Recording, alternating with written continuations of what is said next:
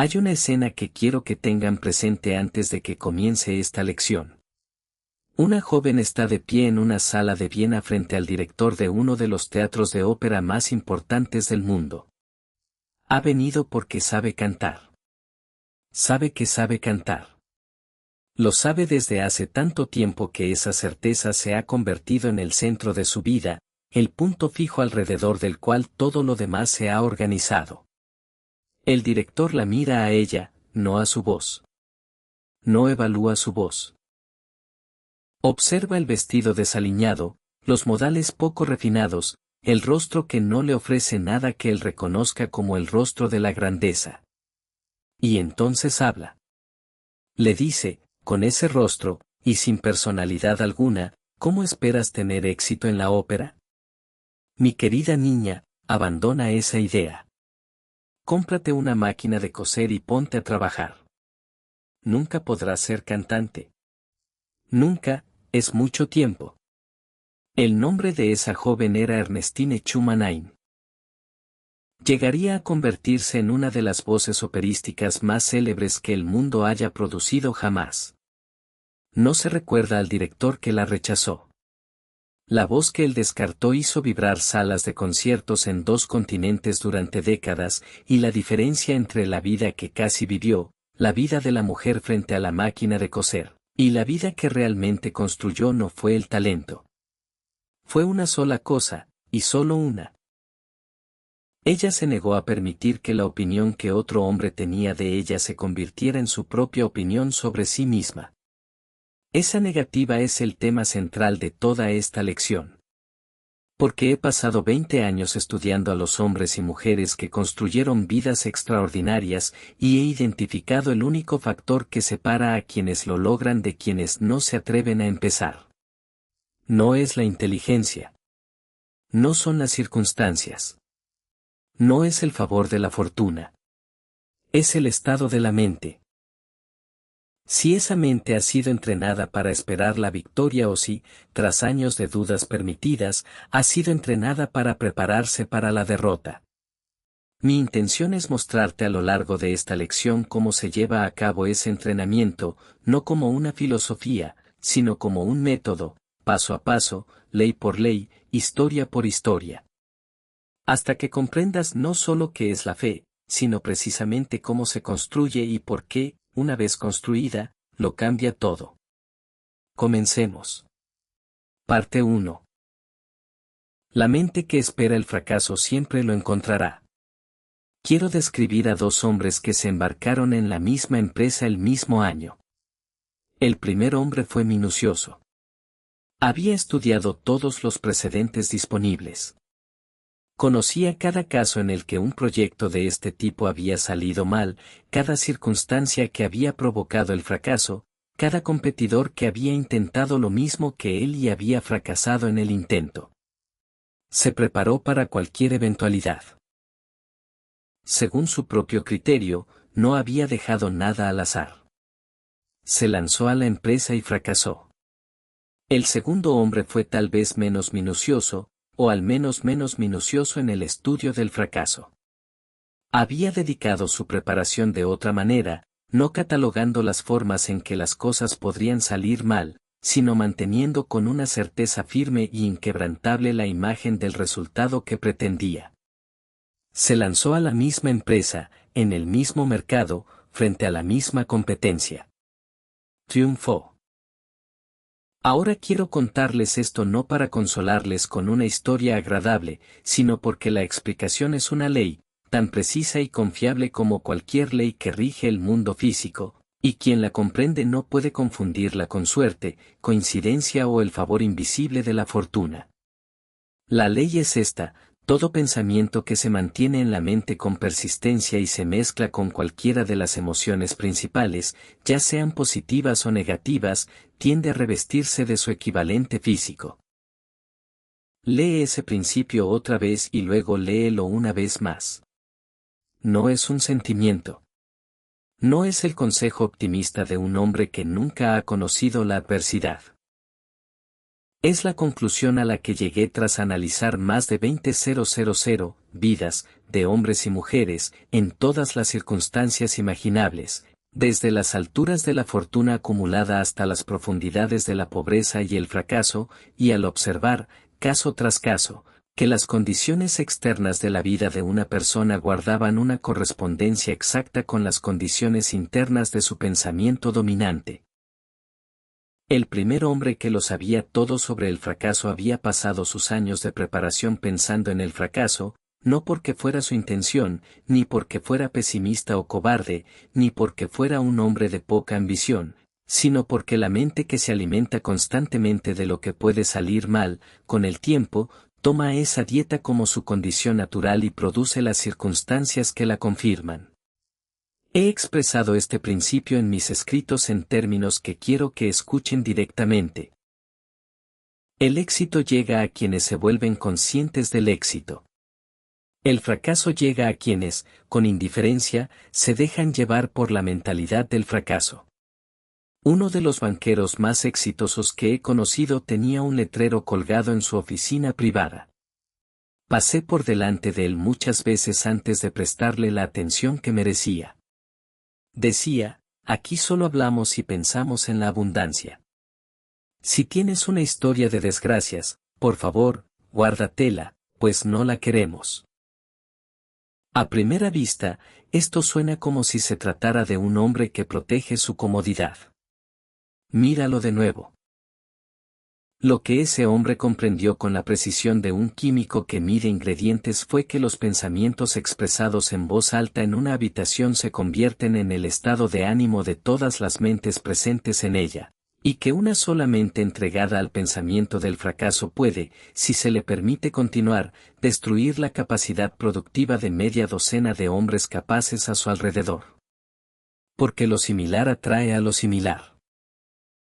Los pensamientos de pobreza atraen circunstancias de pobreza, los pensamientos de abundancia atraen circunstancias de abundancia.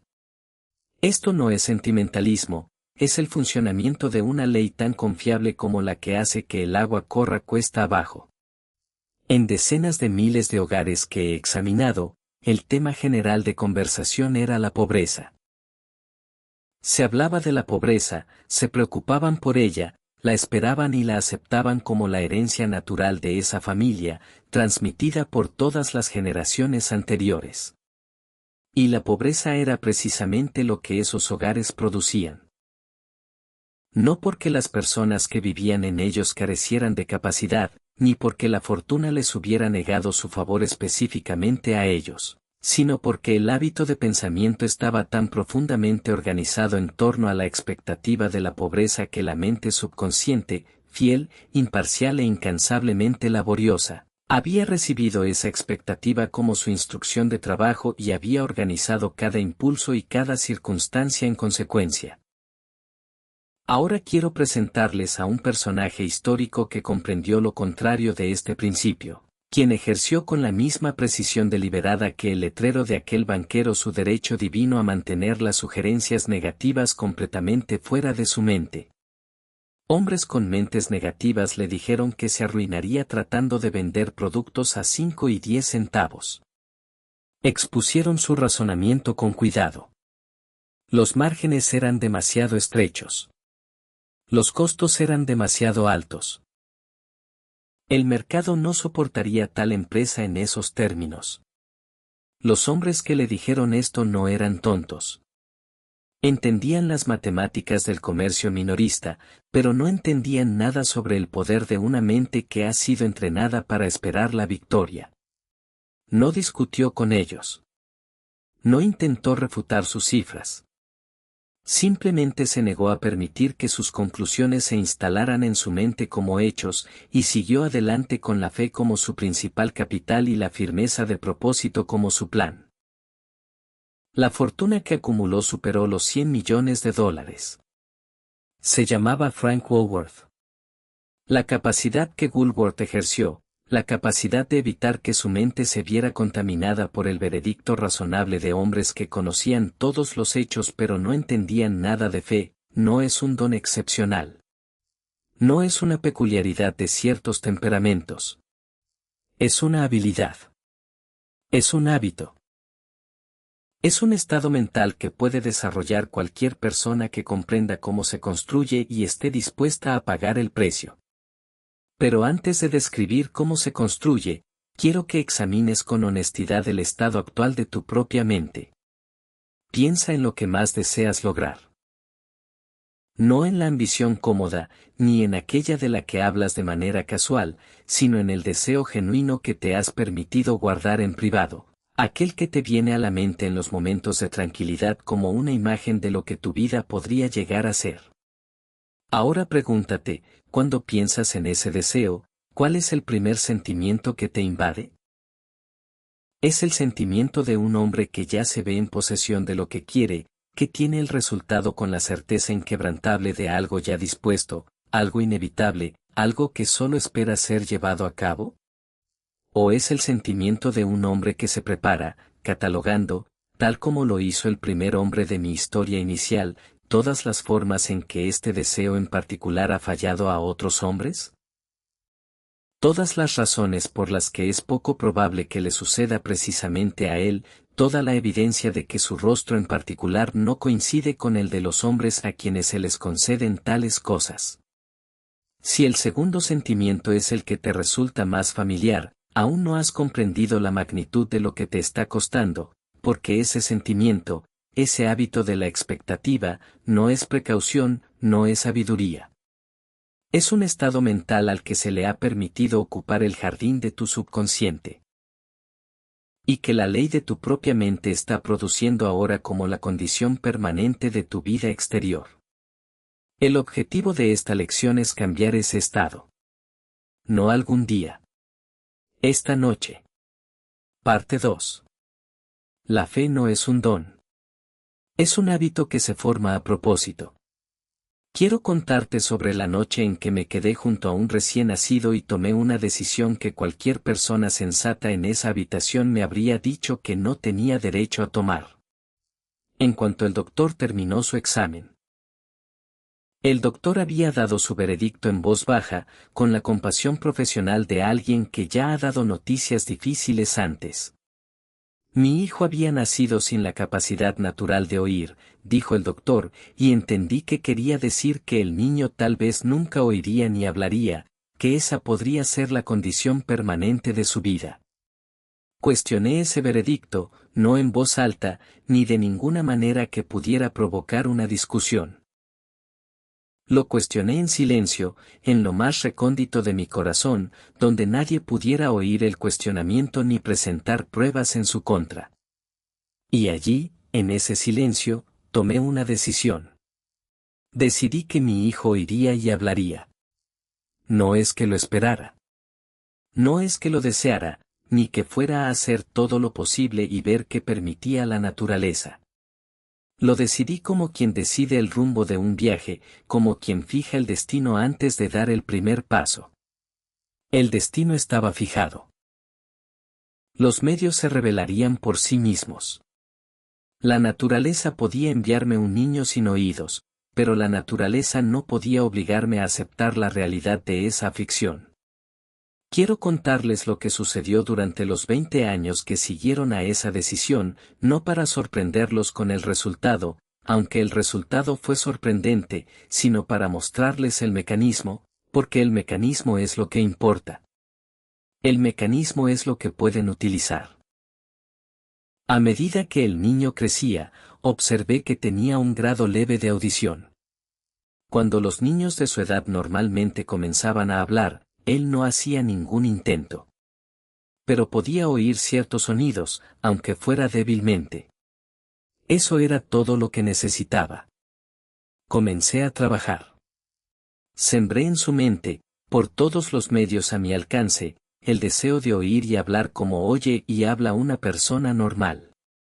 No la posibilidad, sino el deseo, la expectativa.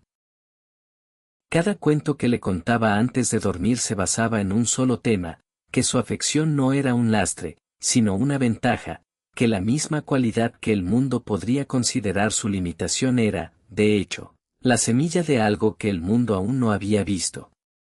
Se lo repetí tantas veces, de tantas formas y con tanta convicción constante, que llegó a creerlo tan plenamente como yo lo creía.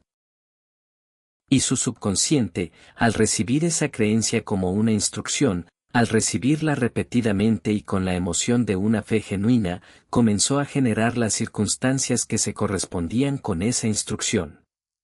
Los médicos que lo examinaron en años posteriores no pudieron explicar lo que observaron. Según toda la evidencia física, no existía ningún mecanismo por el cual él debiera haber podido oír. Y, sin embargo, oía. Un destacado especialista que lo examinó en sus últimos años declaró, tras un estudio, que, en teoría, el niño no debería poder oír en absoluto. Pero sí lo hacía. Les diré que creo que produjo ese resultado. No fue un misterio, ni una casualidad. Fueron tres cosas, claramente identificadas y aplicadas deliberadamente. Primero, combiné la fe con el deseo que sembré en él. No era esperanza, ni una enseñanza basada en ilusiones, sino la certeza absoluta de un hombre que ha tomado una decisión y no va a cambiar de opinión. Segundo, le comuniqué ese deseo a través de todos los medios imaginables, sin interrupción, durante varios años. Tercero, y lo más importante de todo, él me creyó. Ese es todo el mecanismo, y lo llamo mecanismo, porque no es exclusivo del caso de mi hijo. Es la ley universal mediante la cual el pensamiento se transmuta en realidad física. Planta cualquier deseo en una mente con fe suficiente, comunícalo sin interrupción y permite que la mente que lo recibe crea en él, y el subconsciente comenzará a producir el equivalente físico de lo que se le ha hecho creer. Esto es lo que los grandes maestros del mundo siempre han querido decir cuando les ordenaban a los hombres que tuvieran fe, pero en la mayoría de los casos no lograron explicar el cómo. Y el cómo es la única parte que le permite a una persona actuar. El cómo es el siguiente: la fe es un estado mental que puede inducirse, crearse, construirse e instalarse mediante la instrucción deliberada, repetida y cargada de emoción del subconsciente, no a través de una sola declaración dramática, ni mediante una mañana de resolución inspirada. A través de la repetición sostenida, diaria y habitual de un pensamiento claramente formulado y mantenido con sentimiento genuino, hasta que el subconsciente lo acepte como la condición establecida de la persona que lo sostiene. Desarrollé lo que he llamado la fórmula de la confianza en uno mismo, y quiero describirla aquí no como un conjunto de afirmaciones que hay que recitar cortésmente, sino como una herramienta práctica tal y como la concibí. Escribe una declaración clara y específica sobre la persona en la que pretendes convertirte y el propósito definido que te has comprometido a alcanzar. Escríbelo como una declaración: no, espero convertirme en, sino, sé que tengo la capacidad de alcanzar el objetivo de mi propósito definido y, por lo tanto, me exijo a mí mismo una acción persistente y continua para lograrlo. Planeas por escrito lo que pretendes dar a cambio de lo que pretendes recibir, porque la mente subconsciente no responde a declaraciones de derecho, sino a declaraciones de servicio y compromiso. Describes a la persona en la que te estás convirtiendo en términos específicos, como un pintor describe el retrato antes de levantar el pincel. Y luego lo firmas, como firmarías un contrato. Luego lo lees, no en silencio, sino en voz alta, todas las mañanas antes de que comience el día y todas las noches antes de dormir. No porque las palabras en sí mismas tengan poder, sino porque la palabra hablada, escuchada por tus propios oídos, entra por un canal diferente al de la palabra escrita leída por los ojos, y llega al subconsciente a través de otra puerta más. La repetición a través de múltiples canales profundiza la impresión, y es la profundidad de la impresión la que determina la fuerza con la que el subconsciente actúa sobre ella. Esta es la ley que hace que esto funcione, expresada con claridad, tal como la he expuesto en todos los libros que he escrito, porque es el hecho mecánico más importante sobre la mente humana. Uno termina por creer lo que se repite a sí mismo, ya sea que la afirmación sea verdadera o falsa. Si un hombre repite una mentira durante el tiempo suficiente y con la fuerza emocional necesaria, eventualmente la aceptará como verdad. Esto no es una curiosidad psicológica. Es el funcionamiento de la misma ley que demostró la experiencia de mi hijo, la ley por la cual cualquier impulso de pensamiento transmitido repetidamente al subconsciente es aceptado y se actúa en consecuencia como si fuera un hecho. El hombre acomodado que se repite cada mañana, a través de sus hábitos, sus conversaciones y su voz interior no cuestionada, que le está yendo tan bien como cabría esperar, que sus ambiciones particulares probablemente están fuera de su alcance, que otros tienen ventajas de las que él carece, ese hombre está practicando la autosugestión todos los días. Está forjando fe. Pero es una fe en la dirección equivocada. Es fe en el veredicto del director que nunca probó la voz. La pregunta no es si usarás el principio de la autosugestión. Ya lo estás usando. La pregunta es solo si lo usarás deliberadamente en la dirección que hayas elegido, o si permitirás que opere por defecto en la dirección que tus circunstancias y tus hábitos no cuestionados elijan por ti. Comienza con la fórmula esta noche. Escribe la afirmación antes de cerrar los ojos. Léela antes de abrirlos por la mañana. Hazlo con la convicción de alguien que ya conoce el resultado, porque esa convicción, si se mantiene el tiempo suficiente y con la suficiente sinceridad, se convertirá en la verdad que describe. Parte 3. El hombre cuyos ingenieros dijeron que era imposible. Quiero contarte sobre el año en que no pasó nada. Un hombre les había dado una instrucción a sus ingenieros. La instrucción era específica, práctica y, según todos los criterios disponibles para el conocimiento de la ingeniería de la época, imposible. Había decidido construir un motor con los 8 cilindros fundidos en un solo bloque. Sus ingenieros examinaron la propuesta con la experiencia combinada de su formación y su práctica, y coincidieron, sin excepción, en que aquello no se podía hacer. Él escuchó su veredicto y luego dijo, «Fáchenlo de todos modos». Pasaron 6 meses. Los ingenieros trabajaron. No lograron nada. Pasaron otros 6 meses. Los ingenieros intentaron todos los enfoques que su inteligencia combinada pudo idear. Aún así, nada. Un año completo. Un año completo de esfuerzo concentrado por parte de hombres capacitados, y aún así lo que no se podía hacer no se había hecho. Regresó con sus ingenieros. Le dijeron lo que ya le habían dicho, que la idea era, en opinión de todos los expertos disponibles, imposible. Él dijo, adelante. Lo quiero y lo tendré. Volvieron a su trabajo. Y entonces, como si el universo hubiera estado esperando precisamente esta demostración de la fuerza de su determinación, la solución se presentó por sí sola. No a través de un descubrimiento que explicara por qué había sido imposible hasta entonces. Gracias a la presión acumulada de una voluntad que se había negado a aceptar el veredicto de quienes conocían todas las razones por las que no se podía hacer. Se llamaba Henry Ford, y el motor que no se podía construir impulsó el automóvil que cambió la forma en que se desplazaba el mundo entero. Ahora, quiero contarles lo que Ford realmente entendió, porque el motor V8 no es el tema de esta historia. El tema es el principio que Ford aplicaba, tal vez sin haberle puesto nombre, en cada gran hazaña de su extraordinaria carrera. Ford comprendió que la función de la mente no es registrar el mundo tal como es, sino crear el mundo tal como debería ser. El conocimiento que tenían los ingenieros de lo que era posible en ese momento era genuino y preciso. Su conocimiento de lo que era permanentemente posible no era conocimiento en absoluto. Era la limitación de su imaginación actual aplicada como un veredicto sobre el futuro. Y Ford, cuya imaginación no estaba limitada por lo que existía en ese momento, se negó a permitir que la limitación de ello se convirtiera en su limitación.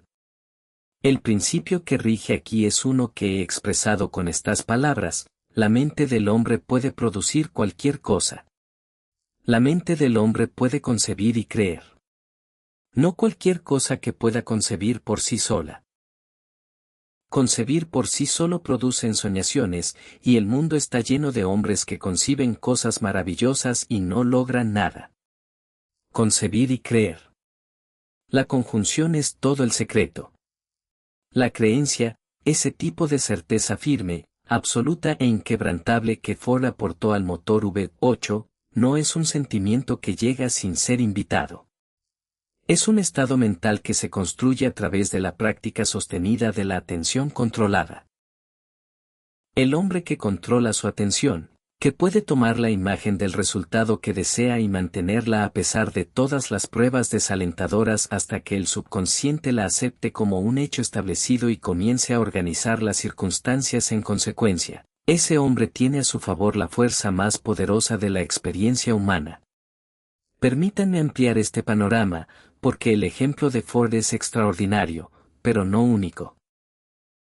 Hombres con mentalidad negativa le dijeron a Thomas Edison que no podría construir una máquina capaz de grabar y reproducir la voz humana. Su argumento era lógico. Nunca se había fabricado una máquina así. Edison no aceptó su lógica como el límite de sus posibilidades. Sabía que la mente podía producir cualquier cosa que pudiera concebir y creer. Se aferró a la idea, le dio fe, y el fonógrafo es hoy una prueba permanente de que el razonamiento combinado de las mentes negativas no puede competir con una sola mente que posea fe aplicada.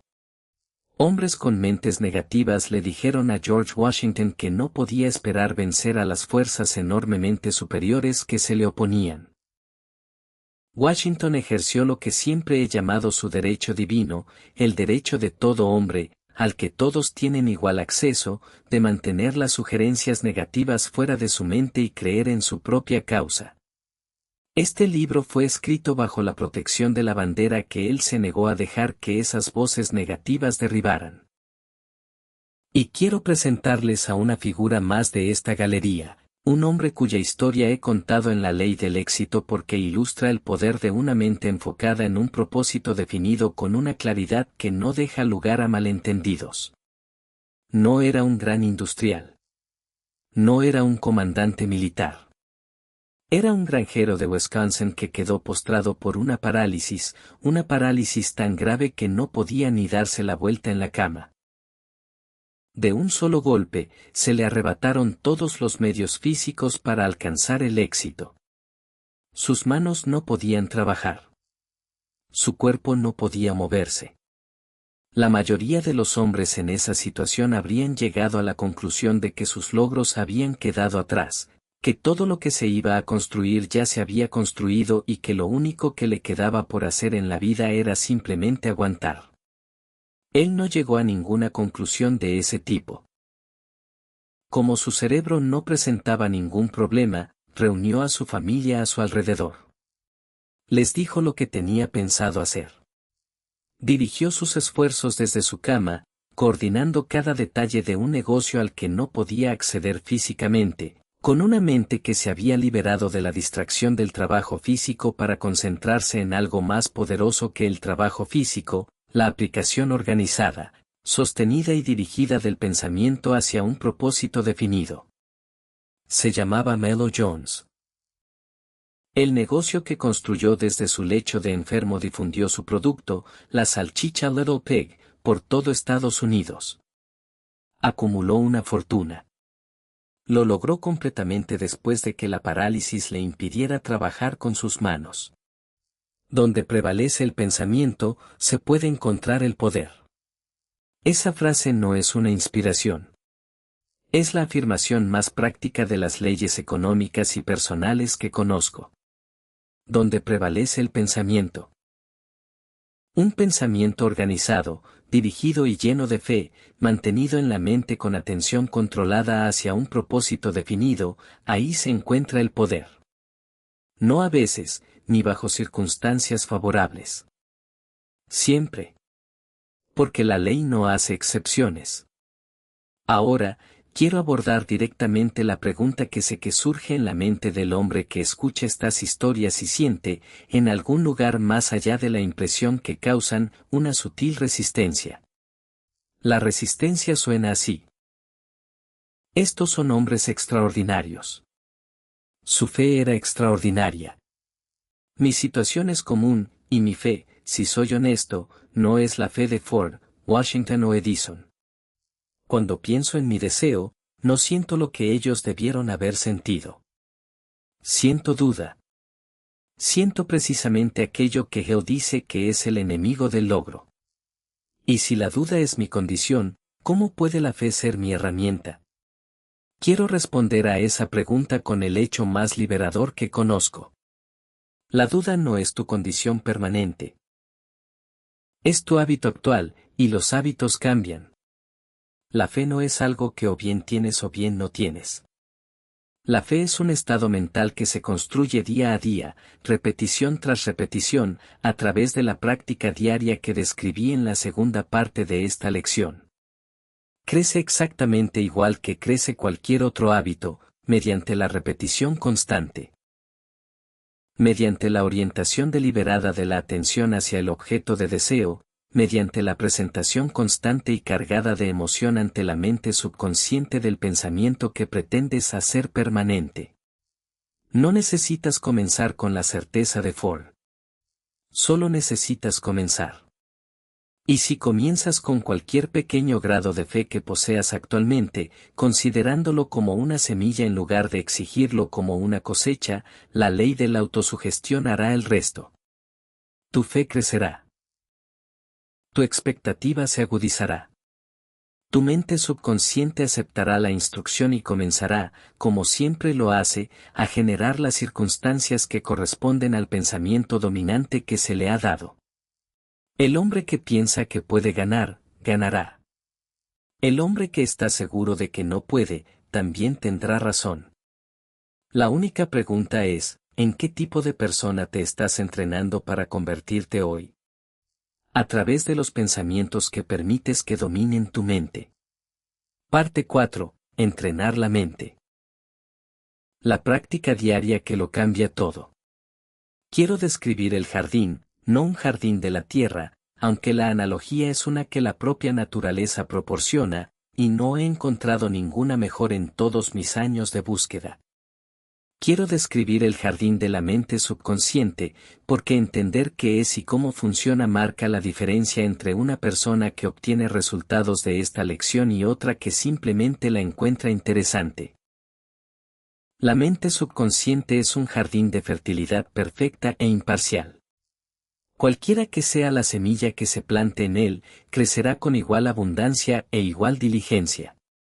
La semilla de la fe se convierte en circunstancias de éxito. La semilla de la duda se convierte en circunstancias de fracaso.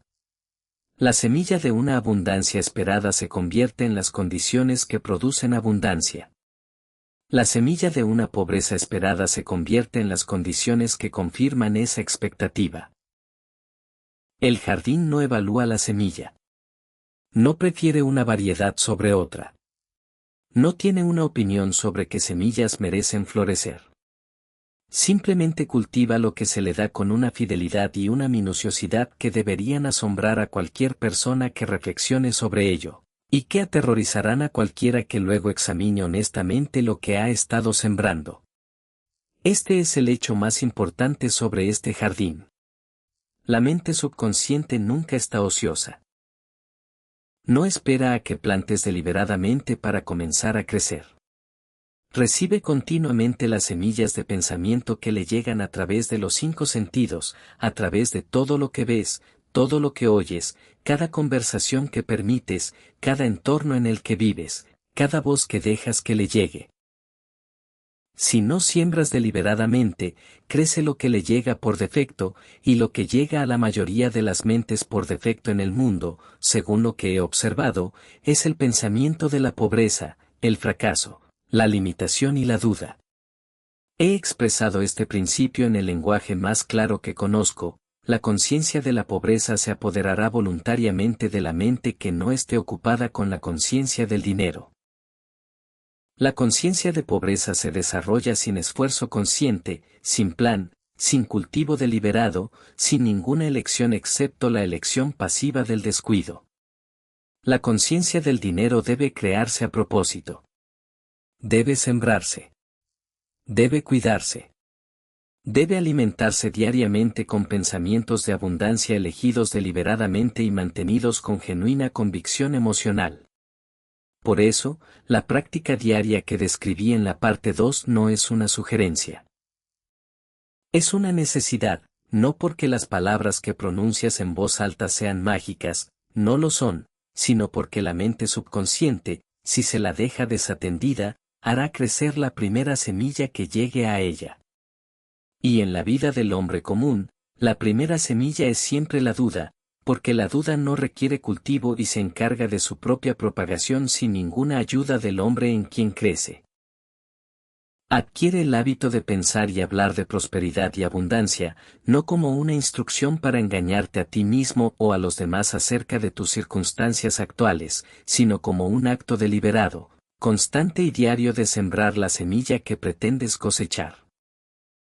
Porque la mente que piensa y habla de abundancia, mediante la acción de la misma ley que hace que el agua fluya cuesta abajo, comenzará a atraer circunstancias de abundancia, oportunidades más amplias, oportunidades inesperadas, nuevas relaciones y nuevas ideas, exactamente en la proporción y en la dirección que el pensamiento dominante haya establecido.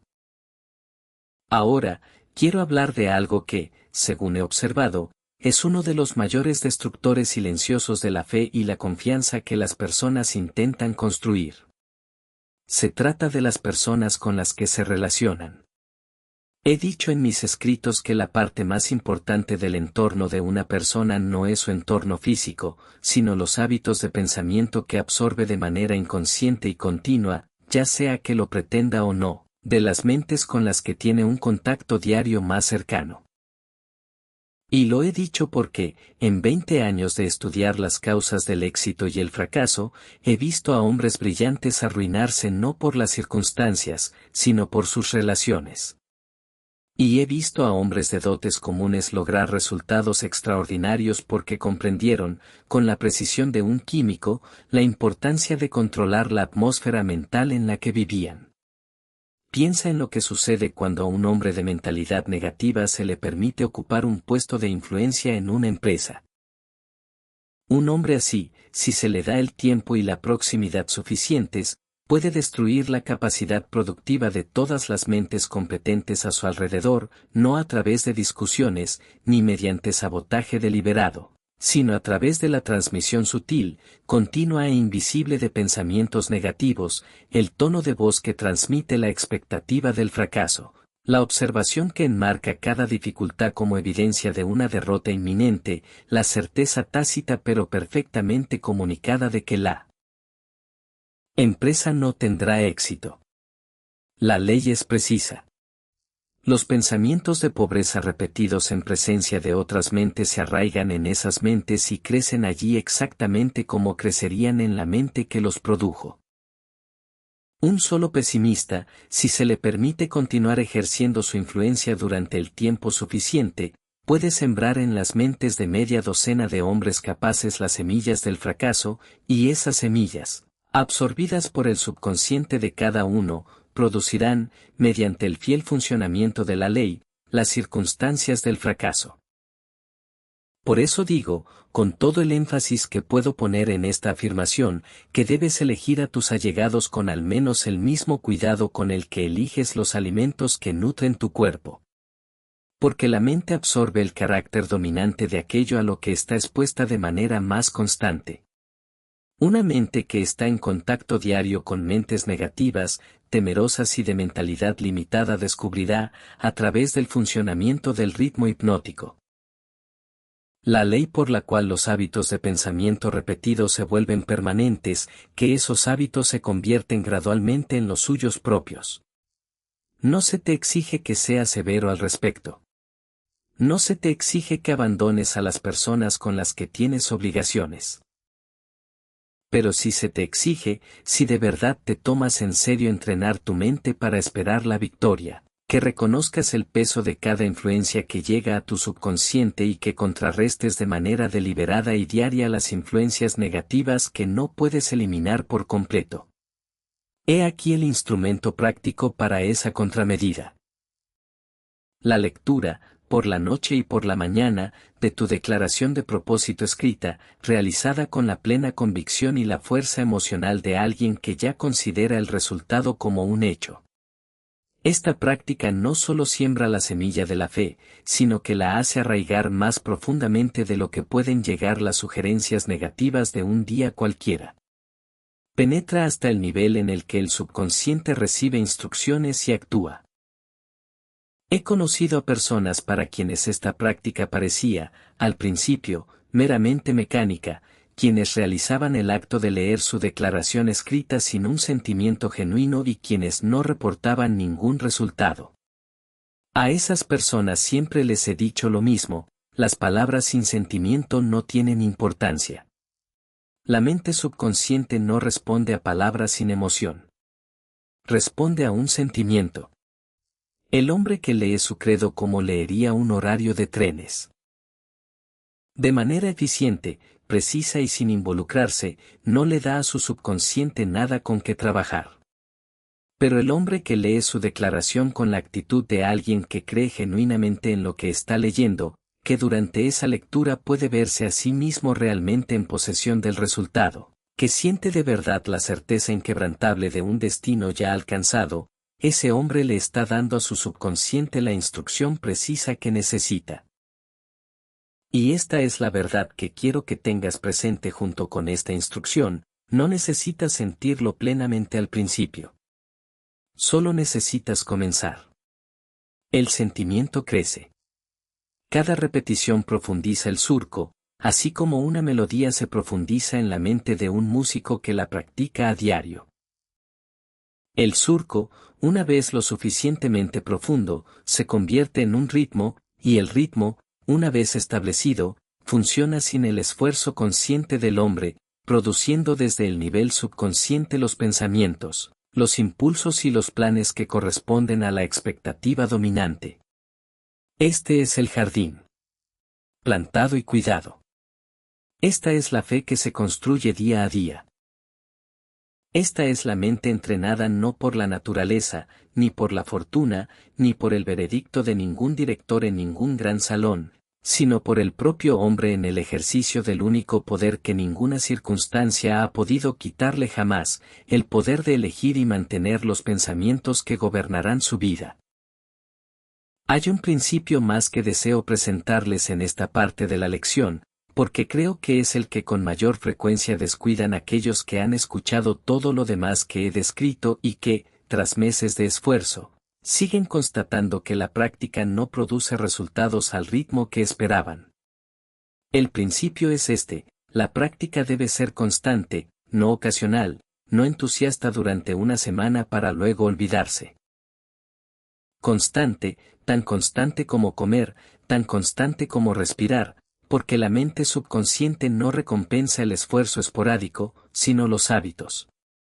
Y un hábito no se construye con la intensidad de una sola acción, sino con la repetición ininterrumpida de la práctica diaria hasta que la repetición ya no sea un acto de voluntad, sino el funcionamiento automático de una mente condicionada. El esfuerzo esporádico producirá resultados esporádicos. Y el hombre que lee su declaración el lunes y el martes y luego permite que el hábito se interrumpa durante el resto de la semana aún no ha forjado el hábito. Solo ha demostrado la intención de forjarlo, lo cual es algo muy diferente. Construye el hábito. Manténlo. Haz que sea la primera acción de la mañana y la última de la noche. No negocies contigo mismo sobre si la repetición de hoy es necesaria. Siempre es necesaria.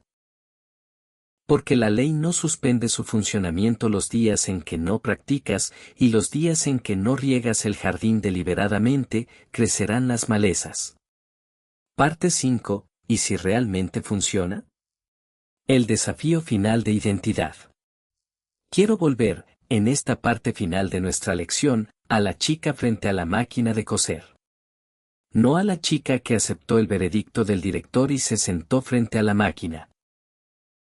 La chica que lo rechazó, que permaneció en silencio tras su última palabra y tomó una decisión de la que nadie fue testigo, en una sala llena de gente, en el espacio entre la opinión de un hombre y la suya propia.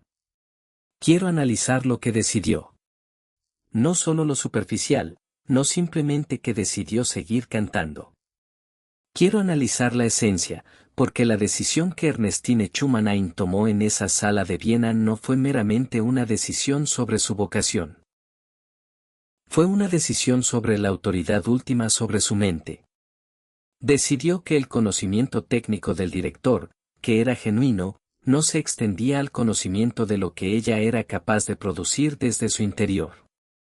Decidió que sus credenciales como autoridad en el arte del canto no lo convertían en una autoridad sobre la capacidad de su deseo. Y decidió, y este es el punto del que depende todo lo demás, que su propia opinión sobre lo que era y en lo que podría convertirse era la única opinión que tenía autoridad definitiva sobre el rumbo de su vida. Esa decisión está a tu alcance esta noche, ahora mismo. No requiere la voz de un cantante de ópera. No requiere 20 años de preparación ni un momento dramático en una famosa sala de conciertos. Solo requiere el reconocimiento de un hecho que me he pasado la vida tratando de comunicar a cada hombre y mujer que quisiera escucharlo. Tú puedes controlar tu propia mente. Tienes el poder de alimentarla con los impulsos de pensamiento que elijas, y este privilegio conlleva la responsabilidad de utilizarla de manera constructiva. Eres el dueño de tu propio destino terrenal, con la misma certeza con la que tienes el poder de controlar tus pensamientos. No como una metáfora, sino como una afirmación literal de la ley que rige la vida humana. Ahora quiero hacerte la pregunta para la que se creó esta lección. Y quiero hacerla no como una floritura retórica al final de un argumento, sino como una pregunta genuina, exigente e incómoda que requiere una respuesta sincera. ¿Y si realmente funciona? No me refiero a, ¿qué pasaría si lo intentaras y te saliera bien por un tiempo? Tampoco a, ¿qué pasaría si las circunstancias se alinearan favorablemente? Sino a, ¿qué pasaría si los deseos que has guardado en secreto, el resultado en el que has tenido miedo de creer, la vida que has visto con claridad en tus mejores momentos y de la que has dudado en los cotidianos, qué pasaría si eso fuera precisamente lo que te espera al otro lado de la decisión de entrenar tu mente para esperarlo? Sé por qué esa pregunta inquieta a la mente acomodada. He estudiado esa inquietud en miles de hombres y mujeres. La mente acomodada ha organizado toda su vida en torno a la suposición de que la victoria no llegará, no porque haya examinado la evidencia y la haya encontrado insuficiente, sino porque el hábito de esperar la derrota está tan profundamente arraigado que ha llegado a parecer sabiduría, realismo, la aceptación madura de cómo funciona el mundo. Y la mente cómoda sabe, aunque sea vagamente, que si se permite esperar genuinamente la victoria, entonces se verá obligada a perseguirla sin la protección de la certeza previa de que no llegaría. El hombre que espera el fracaso no está protegido de nada, pero se libra de la vulnerabilidad del compromiso. Puede seguir interesado sin asumir responsabilidad. Puede conservar su deseo sin pagar su precio. Y los años pasan muy tranquilamente en ese arreglo. Y al final, no dejan nada tras de sí más que el registro de lo que nunca se intentó. No suavizaré esta afirmación, porque no he encontrado una versión más suave de ella que también sea cierta. Ahora déjame decirte lo que realmente recibe el hombre que entrena su mente para esperar la victoria, no en el lenguaje del sentimiento, sino en el lenguaje de la ley. Recibe, en primer lugar, el beneficio práctico de una mente subconsciente organizada en torno a la expectativa del éxito, una mente que produce desde su interior los planes, los impulsos, las ideas y el reconocimiento de las oportunidades que una mente organizada en torno a la expectativa del fracaso no puede producir. Porque no las está buscando. La mente subconsciente atrae del éter aquellas vibraciones que armonizan con su pensamiento dominante. La mente que espera la victoria está atrayendo constantemente las vibraciones de la victoria. El pensamiento que genera el plan que genera la acción que genera el resultado. En segundo lugar, recibe la cualidad de la persistencia que ningún hombre que dude del resultado puede mantener. El hombre que espera el fracaso se rinde ante el primer obstáculo significativo, no porque sea débil, sino porque el obstáculo confirma la expectativa que ya tenía, y no hay fuerza interna lo suficientemente fuerte como para contradecir una expectativa confirmada. Pero el hombre que espera la victoria enfrenta el obstáculo no como una prueba, sino como un desvío, como información sobre el plan que requiere un ajuste, no como un juicio sobre el destino. Él sigue adelante.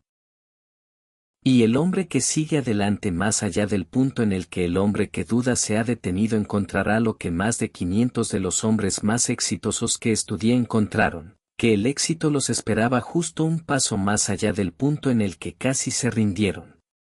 En tercer lugar, recibe algo que, en mi opinión, es el más valioso de todos sus regalos, aunque no tenga precio y no pueda medirse en los términos que el mundo suele usar para medir el valor. Recibe la experiencia diaria de ser un hombre que avanza hacia algo que importa, un hombre cuyas horas tienen rumbo, cuyas decisiones tienen peso, cuya vida se organiza en torno a un objetivo que cree sinceramente que alcanzará. Esa experiencia es lo opuesto a ir a la deriva, y está al alcance de cualquier hombre que haga el trabajo que he descrito en esta lección, que escriba la declaración, la firme, la lea cada mañana y cada noche con toda la fuerza de su sentimiento genuino, desarrolle el hábito hasta que el hábito forje el carácter, y proteja ese carácter de la presión diaria de las relaciones y los pensamientos negativos. La fe es la química principal de la mente. Es el punto de partida de toda acumulación. Es el único antídoto conocido contra el fracaso, no porque haga milagros, aunque he visto cosas generadas por la fe que quienes no las presenciaron no llamarían de otra manera, sino porque organiza el mecanismo más poderoso de la existencia humana, la mente subconsciente, en torno a la generación del resultado que el hombre de fe ha decidido alcanzar. Quiero compartir con ustedes, como cierre de esta lección, las 5 palabras que he puesto como fundamento de todo lo que he escrito, enseñado o creído sobre el tema del logro humano. No se trata de 5 ideas separadas, son 5 etapas de un solo movimiento, y cada una surge de la anterior con la inevitabilidad natural del roble que crece a partir de la bellota. El deseo, la semilla, el punto de partida detrás del cual no hay nada. El impulso del pensamiento que, si es genuino y específico, y se mantiene con la persistencia de quien no tiene intención de soltarlo, contiene en sí mismo todo lo necesario para su propia realización. La fe. El suelo. El estado mental en el que se siembra el deseo. La fe, construida deliberadamente mediante el método que he descrito, escrita, pronunciada, sentida, repetida hasta que se convierte en el estado permanente de la mente subconsciente. Es el elemento que transforma el deseo de un simple anhelo en una fuerza. La decisión. El acto de sembrar. No el acto de considerar si sembrar o no. No el acto de examinar el suelo y deliberar sobre la temporada. El acto de poner la semilla en la tierra y centrar tu atención en la cosecha, en lugar de en todas las razones por las que la semilla podría no crecer. Acción. El trabajo diario. La aplicación constante, organizada y persistente del esfuerzo en la dirección que la decisión ha establecido, no un esfuerzo ocasional. No un esfuerzo inspirado en los días en que la fe surge con facilidad y el resultado parece cercano. Esfuerzo diario tanto en los días despejados como en los nublados, porque el jardín no distingue entre ellos. Persistencia. La negativa a rendirse antes de la cosecha. La cualidad que lleva al hombre que ha sembrado a atravesar el inevitable intervalo entre la siembra y la evidencia del crecimiento, el intervalo durante el cual cada voz negativa, cada duda razonable, cada desánimo acumulado argumentará que la semilla no ha echado raíces y que la siembra fue en vano. Es durante ese intervalo cuando realmente se toma la decisión, no la primera decisión expresada en voz alta con el entusiasmo de un nuevo comienzo, sino la segunda y más profunda decisión tomada en la tranquilidad de un día cualquiera, cuando el resultado aún no es visible y el costo de continuar es real. El hombre que toma esa segunda decisión, que elige, a falta de pruebas, mantener la fe que ha construido y continuar con la acción que la decisión requiere, es el hombre que llega a la meta. Es el hombre que un día descubre, como lo hizo Ford, que lo que no se podía hacer se ha hecho. Es el hombre que descubre, como lo hizo mi hijo, que la audición que la naturaleza parecía haberle negado ha llegado. Es el hombre que descubre, como lo hizo Chumanain, que la voz que el director descartó sacude la sala hasta sus cimientos. Es el hombre que se hizo la pregunta, ¿y si realmente sale bien? Y luego entrenó su mente día tras día para esperar la respuesta. Y la respuesta para un hombre así es siempre la misma. Siempre sale bien. No porque el universo esté dispuesto para recompensar la fe, sino porque el hombre que tiene fe actúa de manera diferente al hombre que duda. Y sus acciones diferentes producen resultados diferentes. Y esos resultados confirman y profundizan la fe. Y la fe profundizada produce acciones aún más eficaces, hasta que el movimiento se establece tan firmemente en la dirección del resultado deseado que solo es posible una conclusión: la victoria comenzará esta noche. No cuando la duda haya desaparecido, la duda desaparecerá a través de la práctica, no antes de ella.